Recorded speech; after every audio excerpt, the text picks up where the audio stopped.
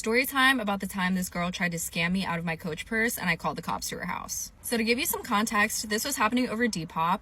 There is something that's pretty popular in the Coach community called a trade, where one person lists their bag for $1 and then the other person who they're trying to trade with also lists their item for $1. You purchase each other's items, you ship it through Depop. You're literally just trading your bag for theirs, and that is the end of the story. I had this Coach Soho baguette that I was looking to trade.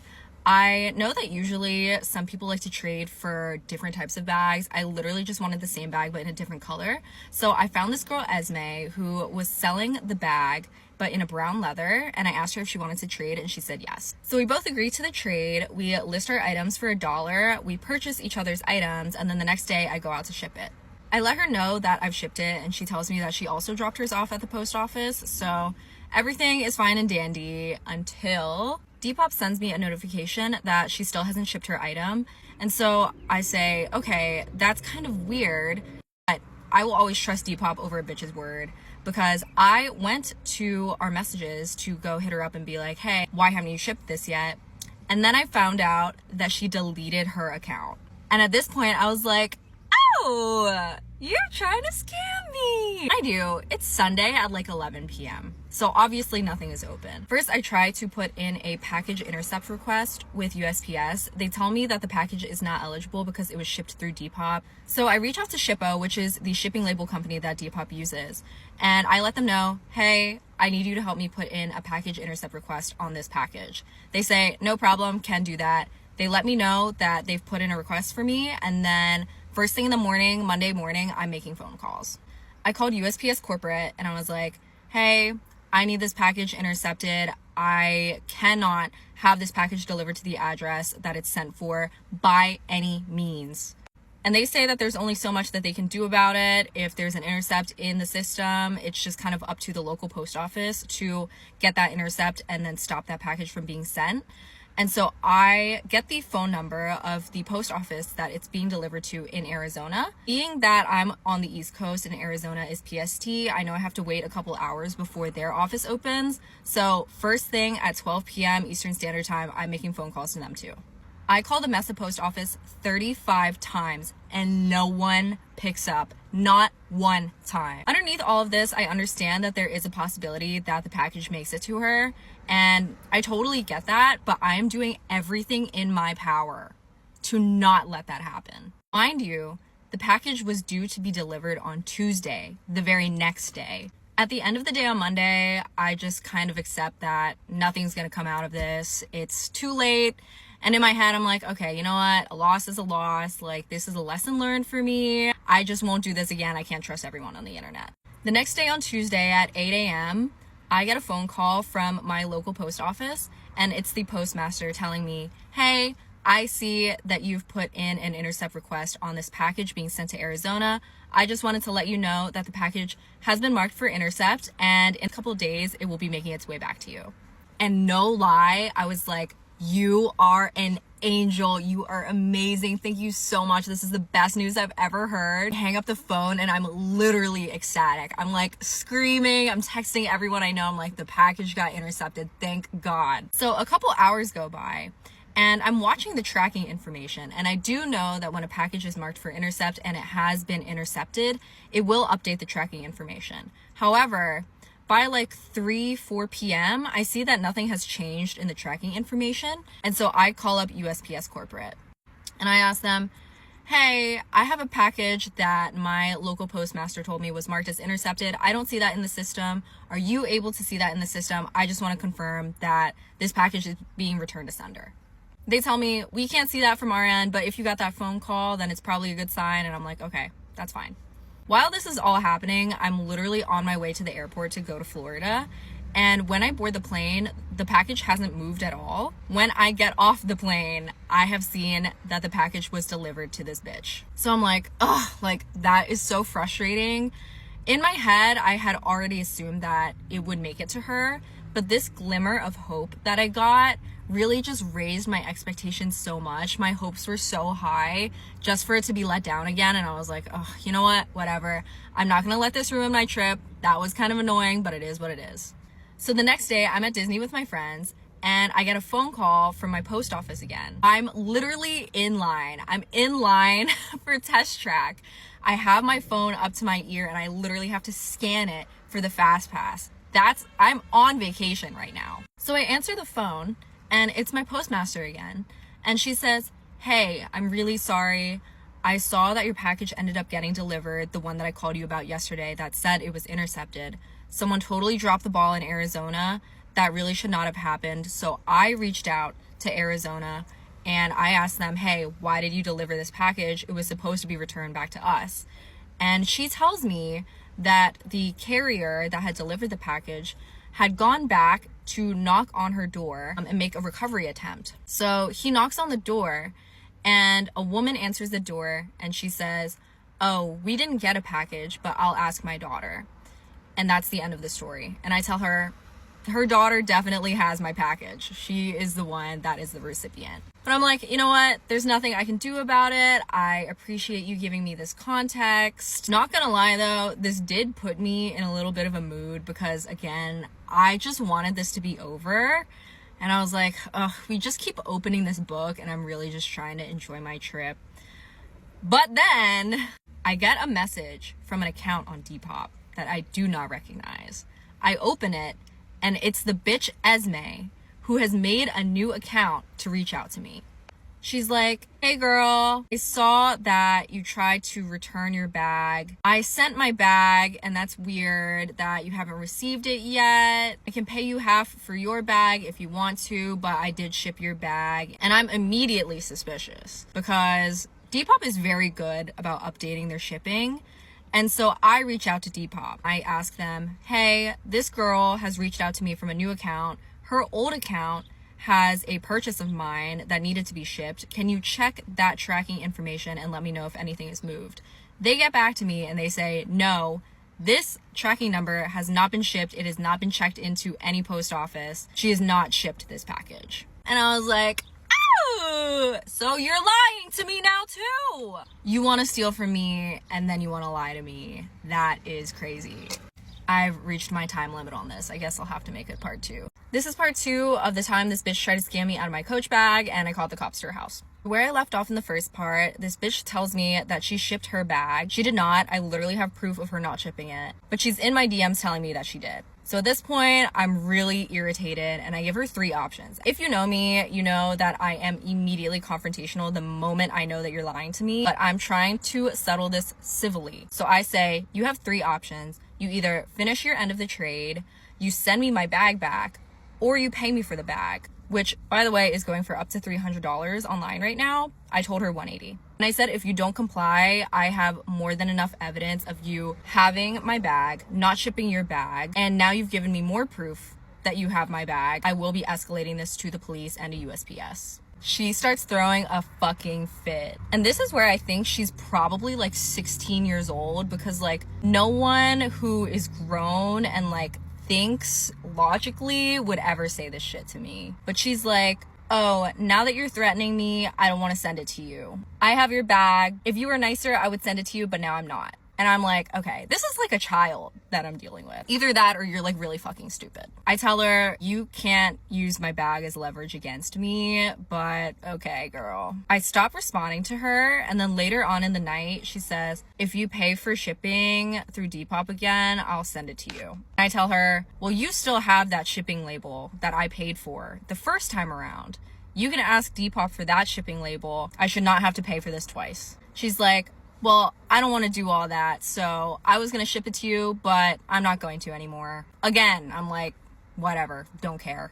But I think on this a little bit, and I'm like, you know what? It would save me the headache to just buy it again. And Depop has free shipping right now, so I didn't even really have to pay for shipping. It was literally $1. So she lists my bag. I buy it for $1. She says, "I'm so sorry, I'll ship this tomorrow." And I'm like, okay, interesting character development. So a couple days go by and I see that she still hasn't shipped it. And I see that the bitch is active on Depop. I'm asking her, "Hey, when are you shipping this?" She's reading it and not responding. I'm like, okay, you know what? It's been a week since she said that she would ship it again. And it's been almost 2 weeks since the very start of this story. I've given you more than enough time I told you I would be reaching out to authorities, and I am absolutely doing that now. So I call USPS to open a formal complaint about this situation. Firstly, I call USPS corporate and tell them, hey, someone in the Mesa, Arizona post office has to be held accountable for, one, not answering the phone when I called 35 times, and two, delivering a package when it was marked as intercepted in the system. They say, okay, we can open a formal complaint for you. And 20 minutes later, I get a phone call from Arizona. And I'm like, wow, it's crazy to see this phone number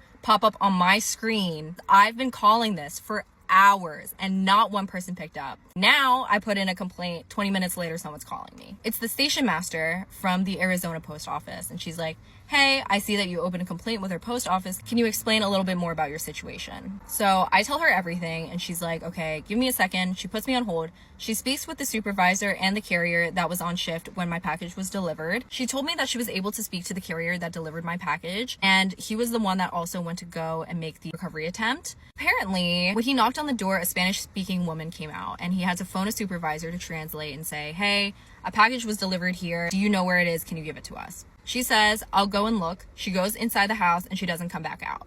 I'm like, oh, is her mom in on this too? But the station master says, we can make a second recovery attempt for you. I do have someone going out on the route today in about an hour. I can call you back in a few hours and let you know what they say. And I'm like, great, thank you. She calls me back in a couple of hours and I say, do you have good news for me? And she says no. And I'm like, all right, let me hear it. So apparently he went to go knock on her door again and said, hey, we have a package that was delivered here 2 weeks ago. Do you have the package? And this time an English-speaking female comes out and says no. I was like, oh, that's the girl. That's the girl that I sent my package to. And she's claiming that she doesn't have the package to you guys, but I know she has it. I have screenshot evidence of her having the bag and refusing to send it back to me. Bingo, bitch. You can lie to me, but you cannot lie to a postal worker. I say, okay, ma'am, thank you for doing that for me. Can you please send this to me in writing so that I have a paper trail of this? And she does. She does also confirm to me that when a package is marked as intercepted in the system, when it's scanned at the post office, it comes up as package intercept, please see supervisor. And then when the package is dropped off at the door, it should also say the same message. So you're telling me that 2 people fucked up their jobs. But she was very nice. So told her, thank you for letting me know this. I'm just going to be proceeding with opening a police case. And so that's what I do. I open a police case with her local police department. I'm on the phone with them for a little bit and they're able to open a full report for me. I also get a notification a couple days later saying that the police have spoken with the parties involved in the situation. So I'm like, all right, great. I'm good. I reach out to the girl again and I'm like, hey, just letting you know that I've given you more than enough time to rectify the situation privately. I told you that I would be escalating this to authorities and I have. There is an open police report. I've given them all of the documentation, all of the evidence, all of our messages. Just letting you know I was following up on my end of the deal. She's being a little whiny bitch again, but she does say that she'll ship my bag and she finally does. So my bag is coming home in the next couple of days. Stay tuned to see if there's even a bag in it and if my bag is destroyed. But that has been the past month for me. If there's one thing that you have to know about me, it's that I will always get my way. I have all the time in the fucking world. I really do. I will make a million phone calls, a million emails, a million more phone calls. I don't care. You cannot steal and lie to me and think that I'm not going to do something about it. So stay tuned to watch my unboxing of my package. Fingers crossed. This is part 3 of the time a bitch tried to scam me out of my Coach bag and I called the cops to her house, except this time I got my bag back. This is the bag that triggered a month-long investigation with USPS, Mesa police officers, and Depop. And thank you to those who have been commenting that I've been pronouncing Mesa wrong. I hear you, I see you, I learned. So now that I got the bag back, you would think that this saga would be over, but if you saw the unboxing video, this is how she returned it to me. As you can see, there's these reddish, pinkish marks all over the back of the bag. The front doesn't have any damage and neither does the inside. Luckily, looks like makeup to me, like blush or lipstick, but some of you guys were getting really creative in my comments, talking about bleach and period blood. Objectively, I think that would be more disgusting for her. Haven't had the time to tackle this just because I wanted to keep the bag in its original condition, just in case I escalated any further. But it is long enough. I think it's time to clean the bag and And I also thought I could take this time to walk you through how I clean coach bags. You don't need anything crazy. It's literally just a cup of water and dish soap and then a little toothbrush. I'll set you up so you can see what I'm doing. Here's the back of the bag again. I'm literally just taking my dish soap and water, and I'm just gonna scrub the back of the bag. You also don't want to leave the water on the bag for too long, so make sure you have like a damp paper towel or a microfiber cloth to wipe it off as you go. Looks like it's coming off pretty well. So the stains are lifting pretty well. I just used some Shout and I'm letting it sit for a little bit. I don't typically do this with my coach bags. I think more times than not, stain will just come out with just dish soap and water. Since these are a little stubborn, I don't know what she used on this. I'm pulling in the big guns for this one, so I'll just let it sit for a little bit and then come back to this and see how that goes. While we're waiting for that to sit though, I did want to answer some questions. I know that a lot of people were concerned about the authenticity of the bag and whether or not this was even the same bag. I can confirm that it was the same bag, she just intentionally damaged it. I remember these markings on the strap, so like I said, this bag does go up to almost $300. I don't think that someone who is unwilling to trade or pay not even 60% of what this bag is truly worth would go out of their way to buy a $300 damaged bag and then send it to me. Oh, also another pro tip. If you're curious about whether your coach bag is real, every coach bag has a creed on the inside of the bag. This little patch right here, as you can see right here, 8K38, this is the style of the bag. If you just go to Google and then you search up coach and then those last 4 or 5 digits, you'll be able to see if the bag that you have is authentic. Ones that are counterfeit will not have the right code. For example, if you looked up that creed online, it would show a completely different bag. This is where we're at with the bag now. Almost as good as new. And this is it completely dry. I think we did a good job. Hi, it's me again. It is currently 1 in the morning as I'm filming this, but I have learned a lot of new information about the scammer that I wanted to share with you all. Before I begin, I know a lot of people were asking for her Depop username. Both of her accounts have since been deleted, so you won't find an active user, but I'll still throw the usernames up on the screen in case she's on other platforms. I have been made aware that she is on OfferUp. I would just be wary if you're in the Mesa or Guadalupe, Arizona area. So to jump right into it, it has been 2 weeks since I posted part 1 of my story time, and a lot has happened since then. I've learned that, contrary to popular belief, including my own, Esme is actually not a minor. Do with that information what you will. Over the span of these past couple weeks, I've had numerous people reach out to me regarding their experiences with Esme, either verbally harassing them or scamming them. I won't be posting any of the screenshots that were shared with me to respect the privacy of those that reached out, but the conversations did date back to January of 2026 to as recent as this week.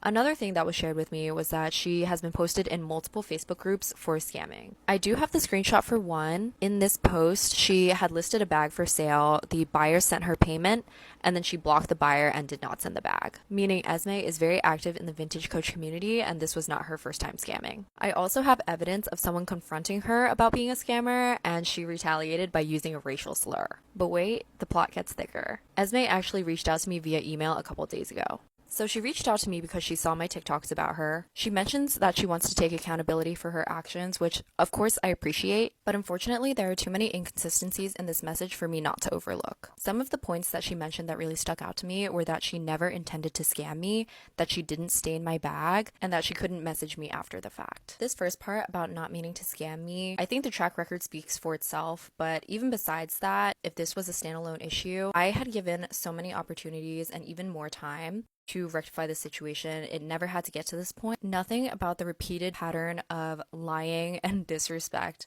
frankly, was showing me that this couldn't have been a scam. Regarding the stain on the bag, it is definitely intentional. I know what wear looks like on a bag. I know what color transfer looks like on a bag, and that unfortunately was not it. She also mentions in this email that she wasn't able to message me because her account was deleted. Her account was deleted for destruction of property. I had reached out to Depop regarding it, and that is what they chose to do in terms of consequences. Prior to that, after I had received my bag, I had gone to give her a 1-star review after seeing the damage, and she had actually blocked me. So I couldn't message her, and to me this is also a clear sign of her not ever intending to message me. Again, another inconsistency that I just don't believe. And a final point that I wanted to make was this mention of being human and never doing this before. I also have never dealt with anything like this. I've been in the coach community for years. I have never dealt with a scammer. Saying that you're new to the coach community is not really an excuse either, because you don't have to be tenured in this community to understand that scamming is wrong. And regarding this mention of racist comments, despite it being very ironic, I haven't seen many comments like that, but if I have, they've already been deleted.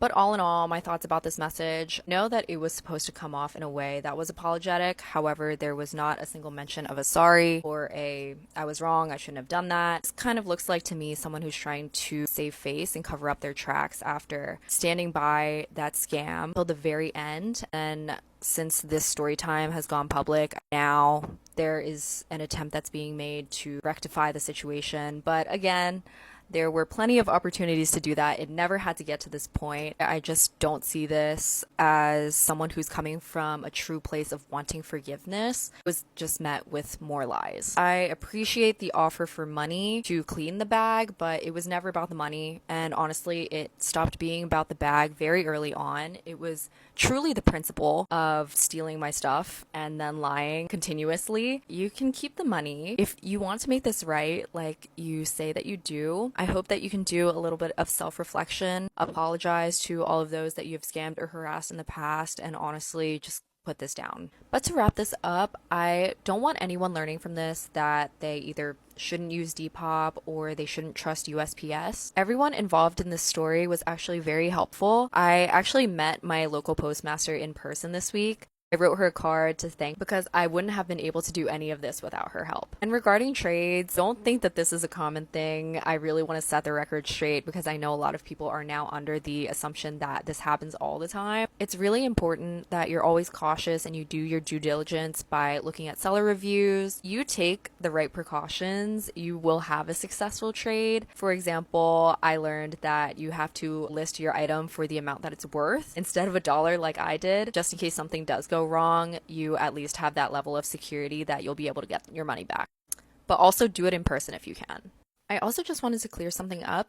Trading on Depop is actually not against their policy. They do have an FAQ on their website about it. It says that Depop will not be liable if the trade goes wrong. Only the parties involved will incur the risk. When it comes to speaking with customer service representatives, you really just have to be nice and very clear and direct about your ask. And you also have to understand that not everyone will be able to give you the solution you're looking for immediately. Just be nice and ask them if they can direct you to maybe a department or a different person that can help you get to the solution that you're looking for. Also, in situations like this, make sure you document everything. If possible, get all phone calls as an email confirmation as well. But besides that, I have been reading all of your comments. Y'all have really been cracking me up. I'm really happy that I can be an inspiration to those who maybe lack the courage to be more assertive. For context, I am the oldest daughter, a Taurus sun, a Leo moon, and a Cancer rising. I know a lot of people have been asking about that. It is just kind of in my nature to do this. I am the friend that will send your order back to the kitchen if they made it wrong. I will write the negative review for the Airbnb when they don't give us toilet paper, which is a true story, by the way. I'm just not messing around where my time and my money is involved. I also think that life is too short for things not to go your way. I don't think that you should put up with bullshit from people who don't respect you. And in this situation, I don't even think I was really being petty, because is it petty to want something back that was stolen from you? But again, it was truly about the principle. It really stopped being about the bag very early on. And in a given situation where someone's like,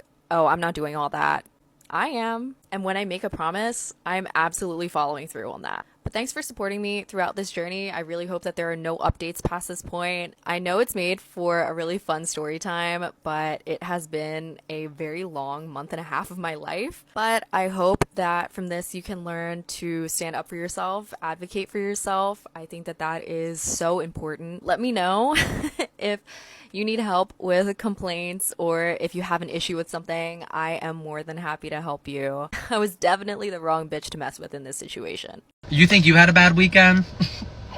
This Sunday I woke up in a car of somebody I do not know.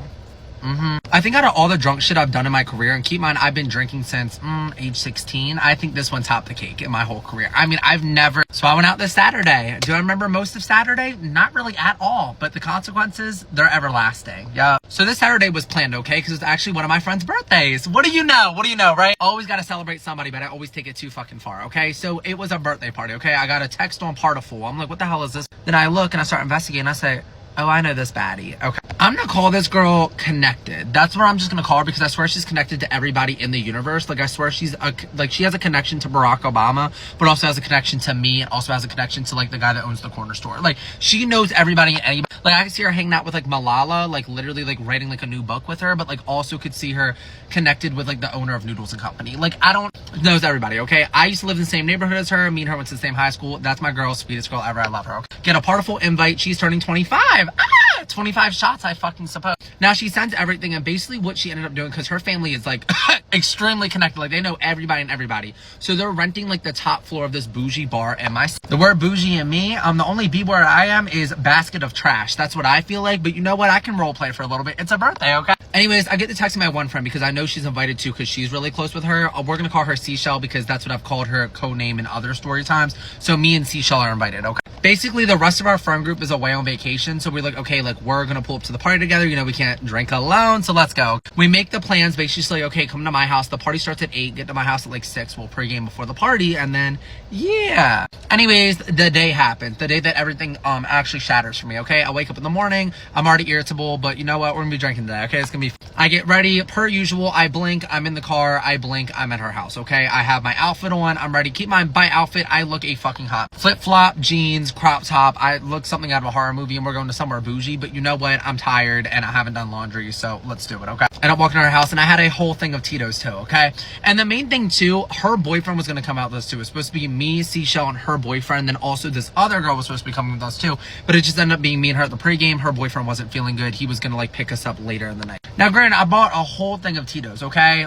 Filled to the brim, right? Don't make me drink a... And I feel like I need to be like sent somewhere by saying this, but like, I haven't drinking in a little bit. By a little bit, I mean 3 weeks, okay? And I swear my tolerance went all the way down to the floor, but I didn't fucking know that. So I was like, okay, don't make me fucking drink. We start making our drinks, okay? She was like, I got the juice, you got the alcohol, let's start mixing, okay? We're role-playing bartender at this point. By bartender, she's making my drink, but she's making it strong because she knows I like my shit strong, and she's making her shit like regular, okay? But like, keep in mind, like, this is all like consensual. I'm like, yeah, girl, like, make mine strong, like, I'm having fun, like, right? Because normally I can like fucking drink like that. Anyways, me and her having like deep ass conversation, because this is how like me and Seashell are. We're both babblers, so like we will sit there and like if it's just a pregame with me and her, like we will like start talking about like the state of the world and like the government and stuff like that. When we're with our other friends, we're like, like somebody play Sexy Red, but like we're like really getting into it, okay? Anyways, I'm 2 drinks deep at this point, and now I'm like feeling fucking drunk, and I'm like, okay. And she's like, okay, I'm ordering the Uber. Orders the Uber, I end up going to the bathroom. Anyways, now we're in the Uber, okay? The taxi down to the city. Anyways, we're battling with the Uber driver. Finally, we get dropped off, okay? We get dropped off like a little bit away from the bar. We start walking there. Finally, we walk into the... Now, keep in mind, we're walking at like 8:02 at this point, okay? The party starts at 8. Now, I'm used to, if a party starts at 8, I'm gonna show up at 8 a.m. the next day. Not actually, but like if it starts at 8, like I'm gonna show up at like 10 or like 9:30, like, you know, like not right there on the dot. But she's like, she does not play about time, and that's good. That's a good... Anyways, we end up walking up to the top floor. We get like escorted up because it's like a bougie fucking place. They're still puffing up balloons, okay? Like they're still like setting up and stuff. We're like, hey, like, oh my, it's the birthday girl, and then also like some family members there, okay? It's like very, very low key. Anyways, I like hug her. I start talking to her mom because once again, like we're kind of like family friends. I've never really like met her mom, but like we're really like chatting it up. I love her. Anyways, while we're doing that, like the bartender's setting up too, so we have like a private bartender for the party, okay? And he's like, oh, like, what do you guys want? And I'm like, I blink, there's an Aperol Spritz in front of me. I've never had an Aperol Spritz. With how much I drink, I've never had one. Bitches are fucking delicious. They're very dangerous too. Very fucking dangerous. So I drink one of the Aperol Spritz, then people start like coming in, okay? Starting to hug people, starting to chat with people. Then the first incident. So I'm like chilling at this point, okay? I have my Aperol Spritz, like I'm smiling. I feel bougie as fuck, right? Like, okay, like I'm at this, okay. I remember like my one friend's friend, well, I'm actually technically friends with him too. I actually love him, okay? But he ends up coming up to me. He was like, oh, like, can you take a picture of like me and like, I think it was like the birthday girl or something. Yeah, it was him and the birthday girl. And I'm like, yeah, I can. He's like, I'll buy you a shot if you can. Okay. Yeah. So immediately I'm taking pictures, okay? Like I'm a photographer, bitch. Like seriously, like do not. Like I'm taking... Anyways, I take a picture. I thought he was like kidding at first. I was like, there's no way you're gonna buy me a shot for like... Then a shot gets delivered. I asked, I was like, can you make it vodka? I smell it. It's tequila. I don't do good with fucking but I think I drank some of it before, which already like the poison started written in my body, and I'm like, when I drink tequila, like my eyes turn black and I just have to like start screaming at everybody. But anyways, I was like, it's okay, let me get like vodka instead. He ends up getting me vodka instead. All right. Anyways, I blink. Now I'm talking to a random girl. I've never met this girl a day in my life. She's so pretty though. I'm gravitated to her. We're talking, we're chatting. She's like, you want to do a rumple shot?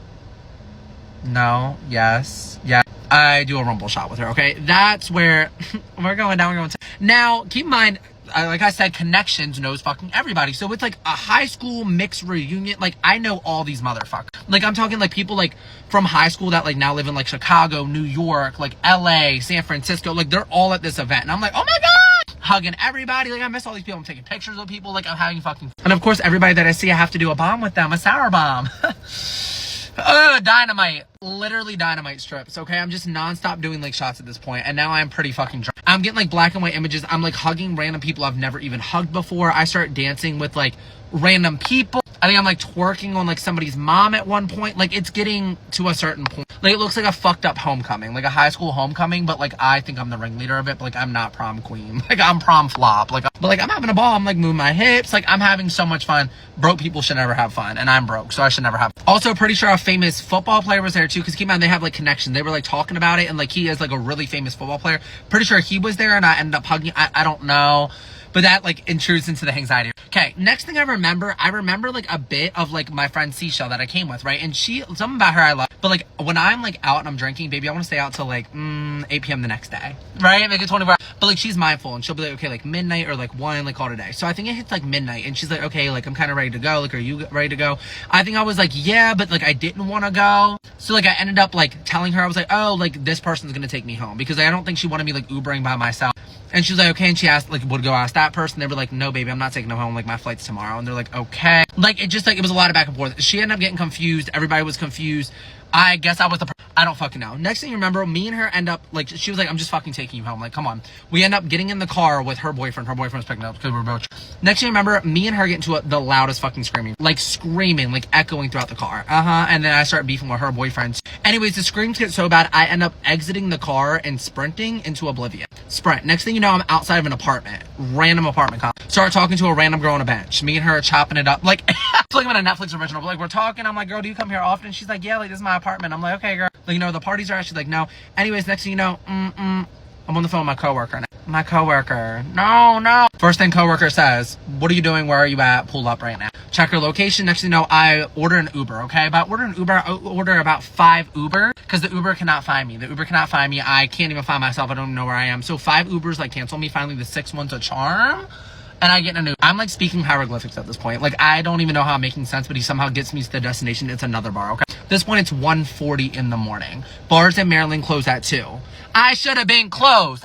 Anyway, so I walk up to the bar. I'm like, hey, bouncer, like, I'm ready to come in. He's like, no, I'm not letting anybody else in. I'm like, what? I came all the way. He's like, no. Anyways, my coworker's friend ends up talking to the bouncer. I guess he knows him, or like slips him like money. I don't even fucking know. I end up getting into the bar, unfortunately. Apparently I walk in, I'm so sloppy, I start twerking on my best friend, and then one of the guys that the guy was with like did not like gay people, so he was like, no, I'm not doing that. He ends up storming off in like a fit of rage. Okay. But love my coworker's friend, because you wanna know a secret? My coworker's friend started buying me drink. So we start drinking, which I should not be drinking anymore. Anyways, next thing you know, we're all in the car. We're listening to music, we're having a moment, and then we pulled up to my coworker's house and I fell asleep. Next thing you know, I wake up at 7 in the morning.